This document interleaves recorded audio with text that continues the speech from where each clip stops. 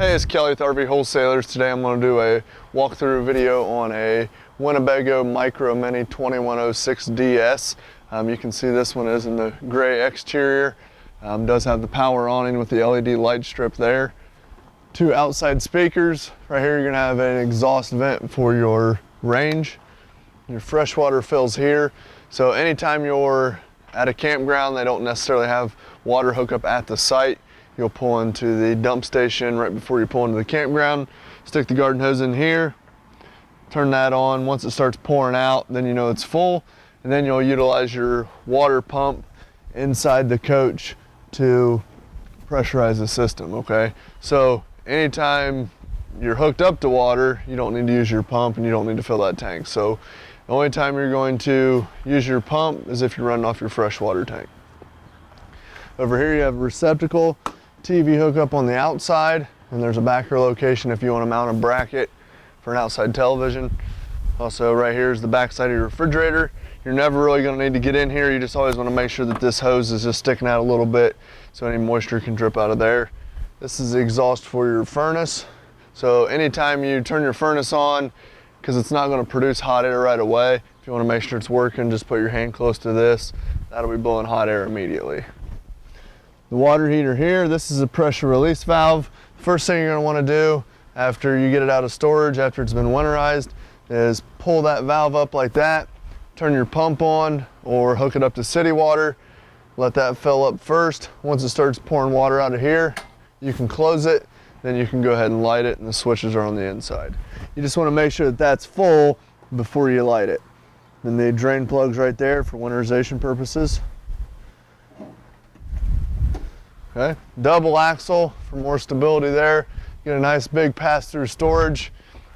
It is held up by a magnet here on both sides. It's finished off nice and neat as well. You can see that goes all the way through the other side. And this handle right here is going to be for your stabilizer jacks. So all you'll do is you'll just put this on here, and you're going to crank those down. Or a lot of times you can put like a socket on a cordless drill if you want to do it that way. But what you'll want to do is these are just for stabilizing the coach. They're not for leveling, changing tires, or anything like that. So what you're going to want to do is once that hits the ground, go about another quarter turn, and then that's it. Right here you have a quick connect for if you want to bring a grill or anything like that. That'll run right off the propane bottles up front. We put a 12-volt deep cycle battery on the coach for you. Comes with 2 propane bottles. You also, as soon as you get to the campsite, you'll run both of these wide open. So you'll turn those, open those up. And then on this back side here, you can see there's a little eye. If it's red, that means you don't have any gas. It'll be green or clear if you have propane in the bottles. You can see this little knob here on the top. That's going to be which tank it's pulling from. So whatever side this is pulling from, and it says supply on there with a little arrow so you know. So right now we're pulling from this bottle, but you always run both tanks open because it has an auto changeover regulator. So if this tank runs out in the middle of the night, it's going to automatically switch over and pull from this one. Then you come out in the morning, you look at this eye, and if you see it's red, you know this tank ran out, but you didn't run out of gas on the inside because it'll automatically switch over. Then all you'll do is come out in the morning, switch that over, then you can close this bottle, take it off, and go get it filled. So essentially what you're going to do is you're going to go back and forth, tank to tank. Now, you can run it like this if you want. I see some people do that. I don't really recommend it because then you're going to drain both bottles at the exact same time. Then when you run out, you're out. Electric jack on the front, has a loading light as well. If there's a little rubber grommet here, you can pull that off. There's a crank on the inside, so you can manually do that if the motor would happen to burn up. Cover here, then you can also loosen these up, lift that up so you don't have to pull your cover off to turn your bottles on. Has a portable solar hookup here, so if you get a little portable solar panel and set it over here in the grass, plug it in here, then it'll trickle charge your battery. See the other side of the pass-through storage here. Got your slide out on this side. You can see up there you have your TV antenna. It doesn't crank up or down, it just stays up. All right, back here on the back corner, you're gonna have your satellite and cable hookup. So if you go to a camp spot and they do have hookup for cable, a lot of KOAs, things like that, all you'll do is screw the coax in here or here, and then it'll run to the TVs on the inside. Right here you have your city water connection, okay? So anytime you have water at the site, you'll just run a garden hose to this. Now anytime you're hooked to city water, you always wanna make sure you use a water pressure regulator. Screw it on right here. What that's gonna do is it's gonna reduce the PSI down to a maximum of about 45 PSI.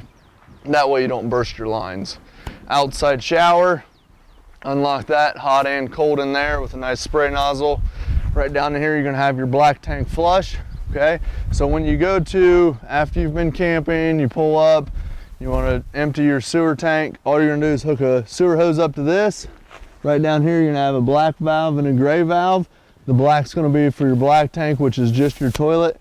Gray is for your gray tank, which is your sinks and your shower.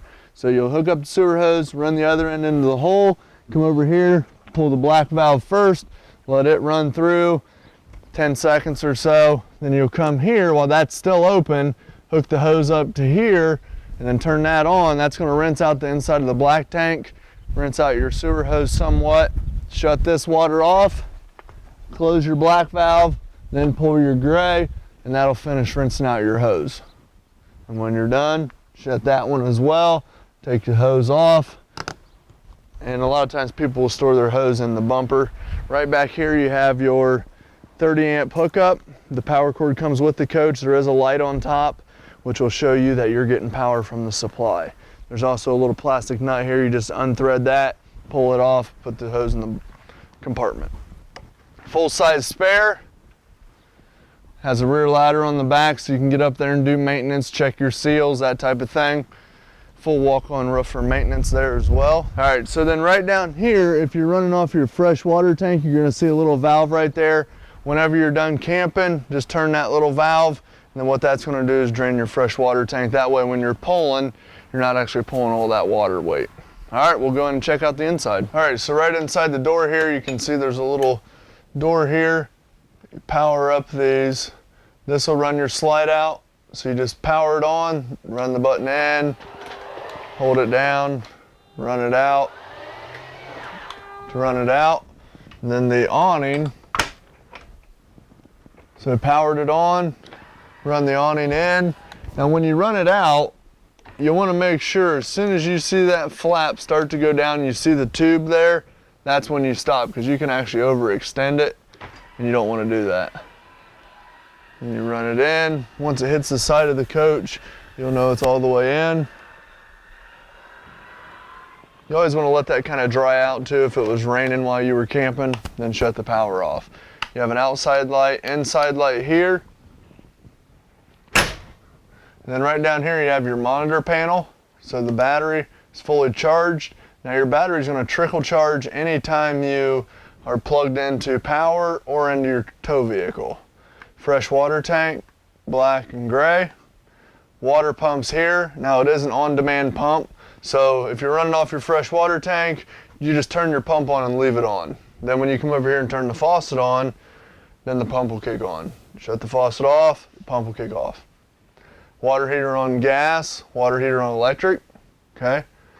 Now the first thing you want to do when you get to your coach after you've turned your bottles on is come here to the stove,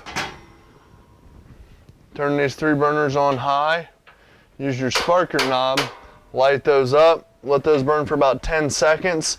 What that's going to do is it's going to purge the gas line. You're going to want to do that before you light the water heater on gas, run the refrigerator on gas, furnace, etc.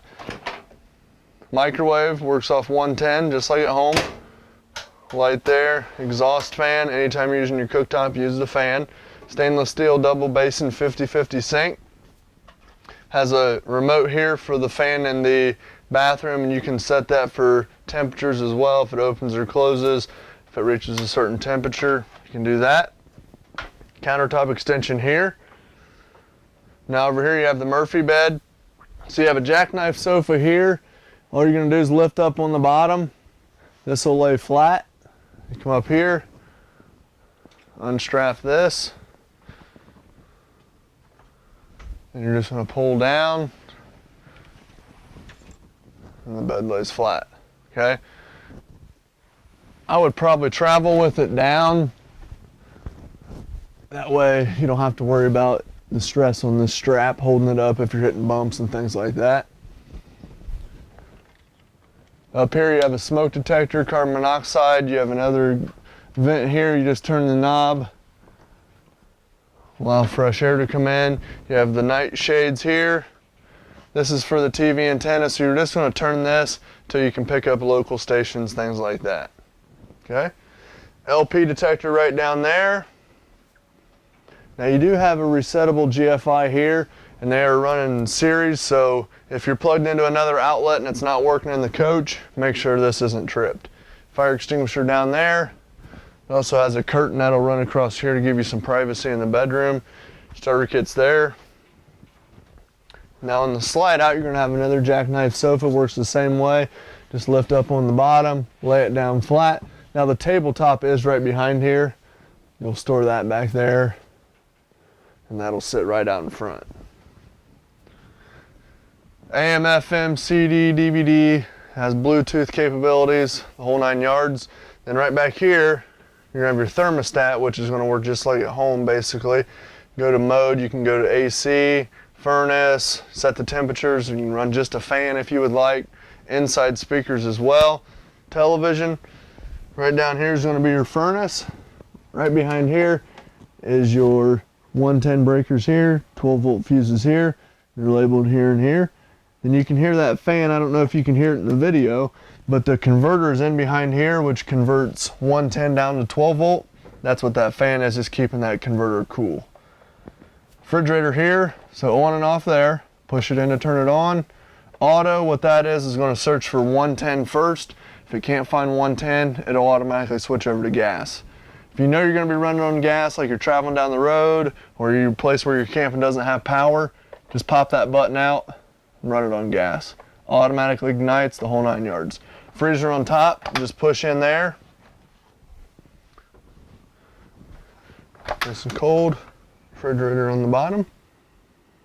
Now this refrigerator will take about 6 hours to cool down initially. Once it's cool though, it'll stay cold just like the one in your house. Bathroom sink in here, stainless steel sink. Have a skylight over the shower there. Toilet here. There's some antifreeze in there. You can see how much antifreeze is in there. That's about how much water you want to leave in there after you flush it. So it has a foot flush over here. What you're going to want to do is if you push it down partially, it'll just release water. Push it down all the way, it'll flush it down.